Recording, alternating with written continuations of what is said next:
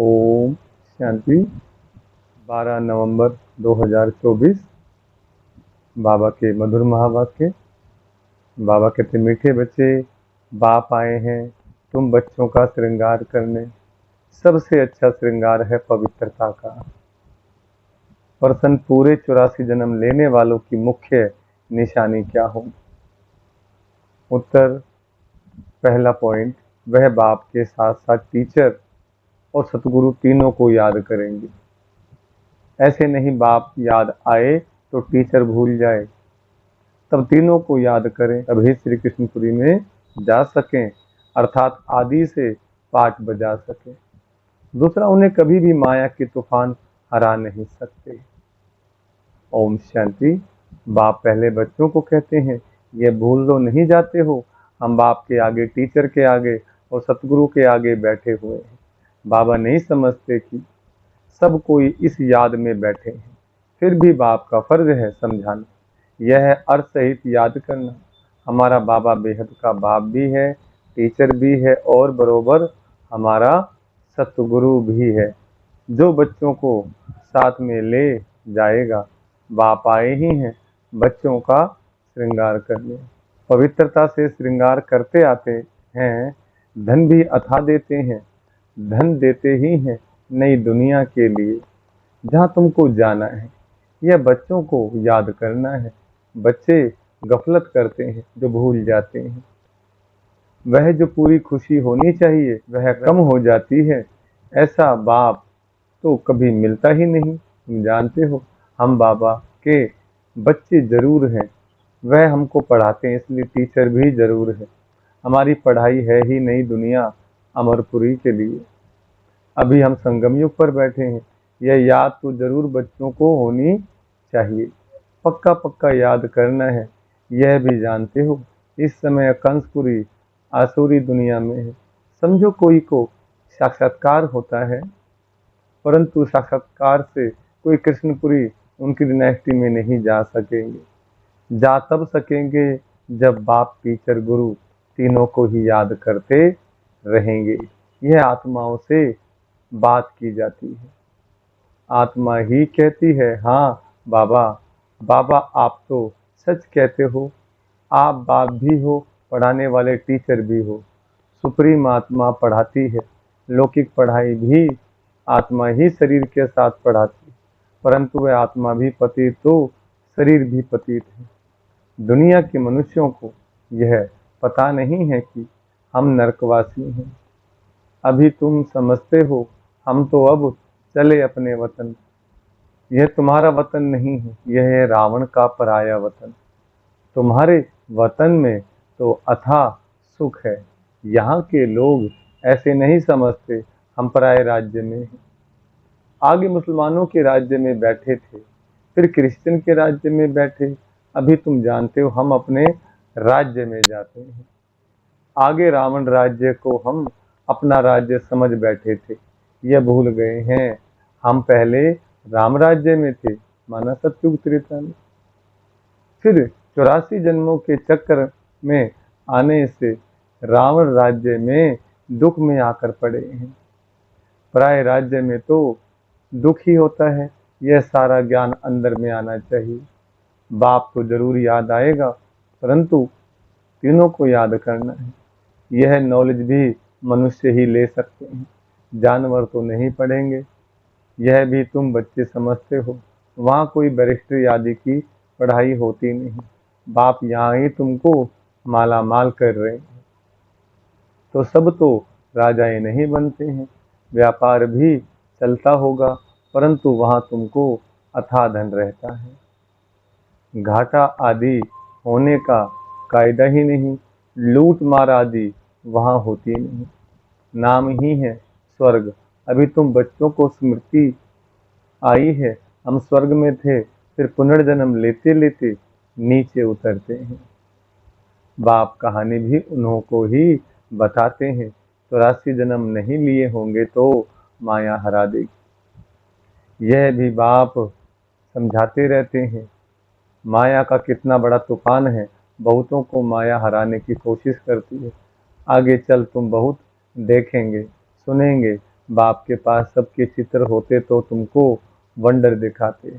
यह फलाना इतना दिन आया, बाप का बना, फिर माया खा गई, मर गया, माया के साथ जा मिला। यहाँ इस समय कोई शरीर छोड़ते हैं तो इसी दुनिया में आकर जन्म लेते हैं। तुम शरीर छोड़ेंगे तो बाबा के साथ बेहद घर में जाएंगे, माना परम धाम। वहाँ बाबा मम्मा बच्चे सब है ना। परिवार ऐसा ही होता है। मूल वतन में बाप और भाई भाई हैं, और कोई संबंध नहीं। यहाँ बाप और भाई बहन हैं, फिर वृद्धि को पाते हैं। चाचा मामा आदि बहुत संबंध हो जाते हैं। इस संगम पर तुम प्रजापिता ब्रह्मा के बनते हो तो भाई बहन हो, सिर्फ बाबा को याद करते हो तो भाई भाई हो। यह सब बातें अच्छी रीति याद करनी है, बहुत बच्चे भूल जाते हैं। बाप तो समझाते रहते हैं, बाप का फर्ज है बच्चों को सिर पर उठाना, तब तो नमस्ते नमस्ते करते रहते हैं, अर्थ भी समझाते हैं। भक्ति करने वाले साधु संत आदि कोई तुमको जीवन मुक्ति का रास्ता नहीं बताते। वह मुक्ति के लिए ही पुरुषार्थ करते रहते हैं।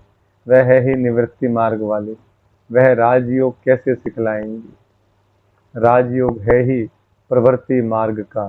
प्रजापिता ब्रह्मा को 4 भुजाएं देते हैं, तो प्रवृत्ति मार्ग हुआ ना। यहाँ बाप ने इनको एडॉप्ट किया तो नाम रखा है ब्रह्मा और सरस्वती। ड्रामा में नून देखो कैसी है। वानप्रस्थ अवस्था में ही मनुष्य गुरु करते हैं। 60 वर्ष के बाद इसमें भी 60 वर्ष के बाद बाप ने प्रवेश किया तो बाप टीचर गुरु बन गए। अभी तो कायदे भी बिगड़ गए हैं, छोटे बच्चे को भी गुरु करा देते हैं। यह तो है ही निराकार। तुम्हारी आत्मा का यह बाप भी बनते टीचर, सतगुरु भी बनते हैं। निराकारी दुनिया को कहा जाता है आत्माओं की दुनिया। ऐसे तो नहीं कहेंगे, दुनिया ही नहीं है। शांति धाम कहा जाता है, वहाँ आत्माएं रहती हैं। अगर कहें परमात्मा का नाम रूप देश काल नहीं, तो बच्चे फिर कहाँ से आएंगे? तुम बच्चे अब समझते हो यह वर्ल्ड की हिस्ट्री ज्योग्राफी कैसे रिपीट होती है।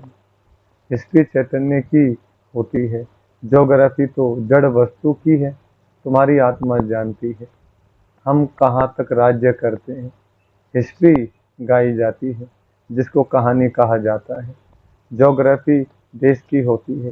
चैतन्य ने राज्य किया, जड़ तो राज्य नहीं करेंगे। कितने समय से लाने का राज्य था। क्रिश्चियन ने भारत पर कब से कब तक राज्य किया, तो इस वर्ल्ड की हिस्ट्री ज्योग्राफी को कोई जानते ही नहीं। कहते हैं सतयुग को तो लाखों वर्ष हुआ, उसमें कौन राज्य करके गए, कितना समय राज्य किया, यह कोई नहीं जानता। इसको कहा जाता है हिस्ट्री। आत्मा चैतन्य शरीर जड़ है। आत्मा चैतन्य शरीर जड़ है। सारा खेल ही जड़ और चैतन्य का है। मनुष्य जीवन ही उत्तम गाया जाता है। आदमशुमारी भी मनुष्यों की गिनी जाती है, जानवरों की तो कोई गिनती कर भी न सके। सारा खेल तुम्हारे पर है। हिस्ट्री ज्योग्राफी भी तुम सुनते हो, बाप इसमें आकर तुमको सब बातें समझाते हैं। इसको कहा जाता है बेहद की हिस्ट्री ज्योग्राफी। यह नॉलेज ना होने के कारण तुम कितने बेसमझ बन पड़े हो। मनुष्य होकर दुनिया की हिस्ट्री ज्योग्राफी को न जाने तो वह मनुष्य ही क्या काम का। अभी बाप द्वारा तुम वर्ल्ड की हिस्ट्री ज्योग्राफी सुन रहे हो। यह पढ़ाई कितनी अच्छी है। कौन पढ़ाते हैं?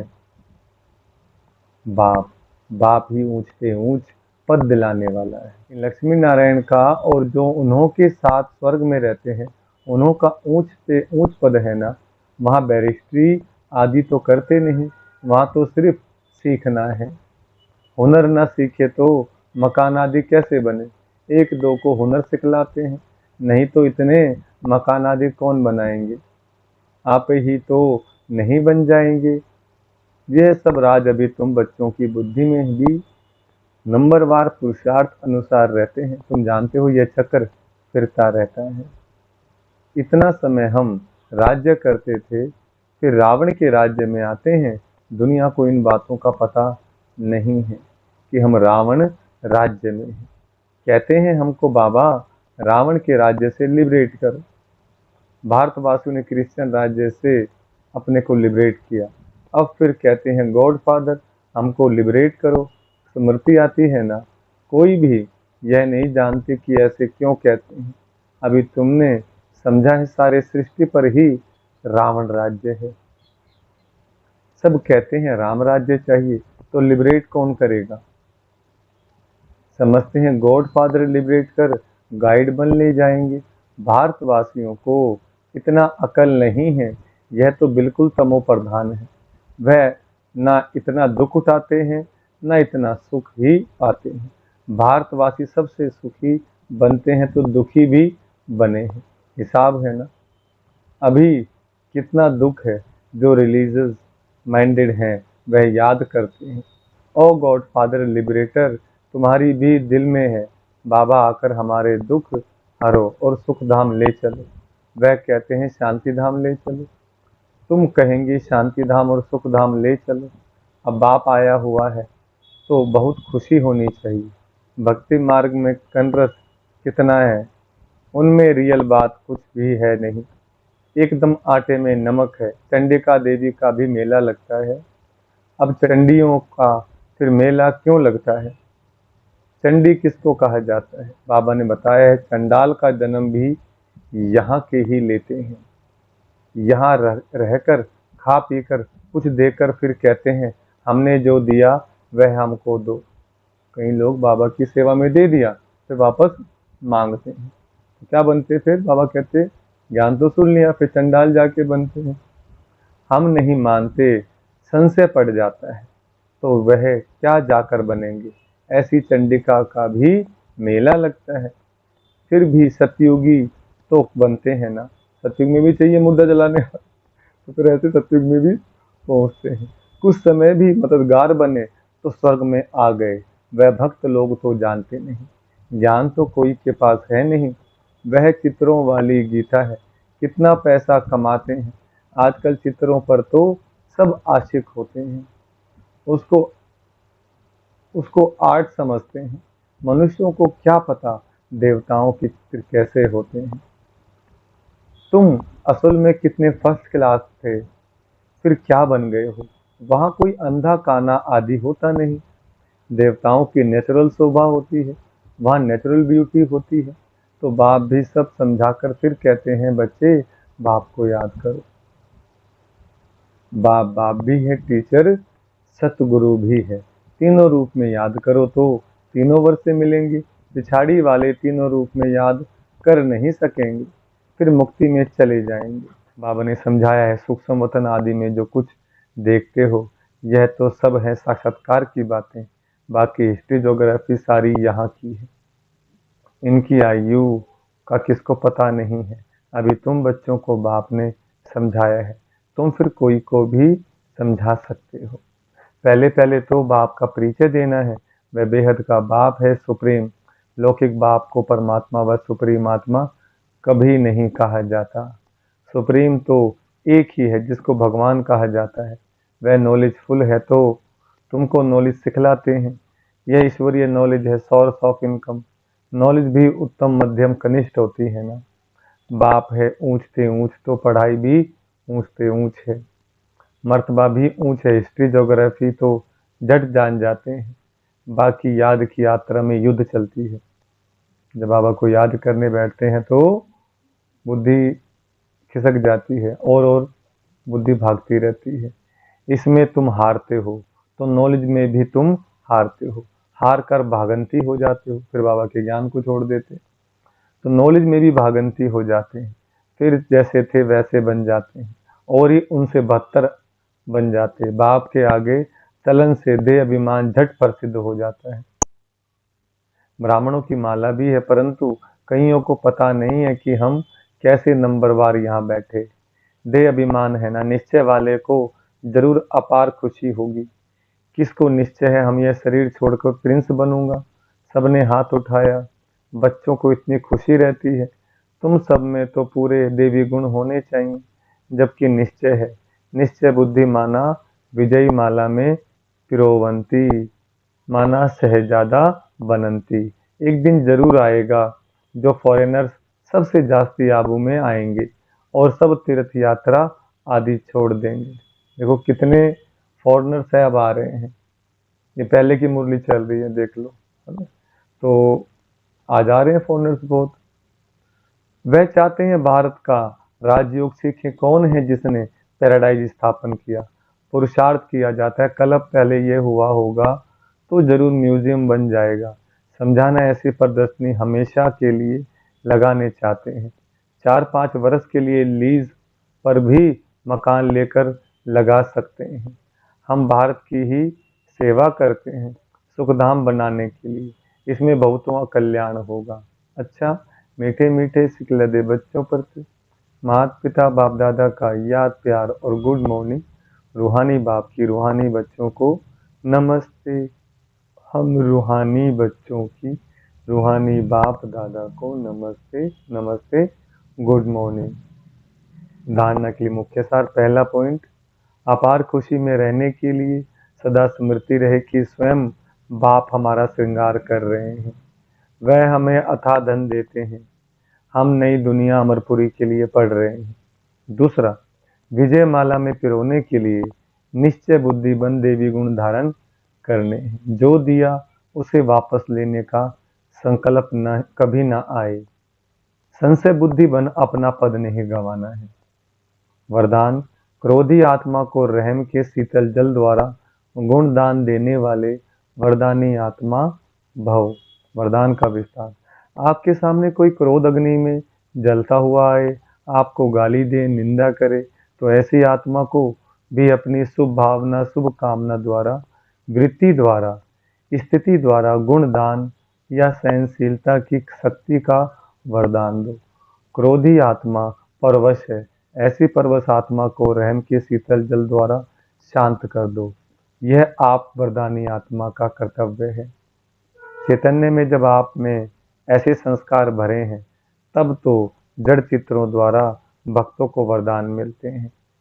स्लोगन, याद द्वारा सर्व शक्तियों का खजाना अनुभव करने वाले ही शक्ति संपन्न बनते हैं। अच्छा, ओम शांति।